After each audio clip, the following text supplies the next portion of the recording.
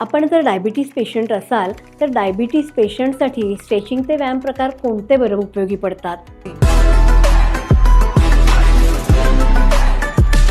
ते जाणून घेऊया. मुख्यतः त्याचे 4 प्रकार असतात. एक स्टॅटिक स्ट्रेचिंग म्हणजे एका जागी उभं राहून त्या पोझिशनला होल्ड 20 ते 30 सेकंद ठेवणं. उदाहरणार्थ पोटऱ्यांना ताण देऊन किंवा हाताला ताण देऊन ती पोझिशन ठेवणं. दुसरं डायनॅमिक स्ट्रेचिंग, यामध्ये हालचाली करत करत सुयोग्य प्रमाणात ताण दिला जातो. उदाहरणार्थ हात फिरवणं, पाय ताणणं. तिसरं योगा स्ट्रेचेस, याच्यामध्ये हा ताण श्वासोश्वासाबरोबर दिला जातो. उदाहरणार्थ निरनिराळी आसनं, मार्जारासन, अधोमुख श्वानासन. आणि चौथं PNF स्ट्रेचिंग, हे थोडं ॲडव्हान्स टेक्निक आहे आणि याच्यामध्ये स्नायूंना ताण दिला जातो, ते आखडले जातात आणि पुन्हा रिलॅक्स केले जातात.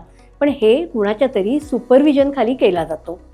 तर आपण जर स्ट्रेचिंग एक्झरसाइज करत असाल तर हा व्हिडिओ नक्की बघा आणि ज्यांना मधुमेह आहे त्यांना व्हिडिओ शेअर करा.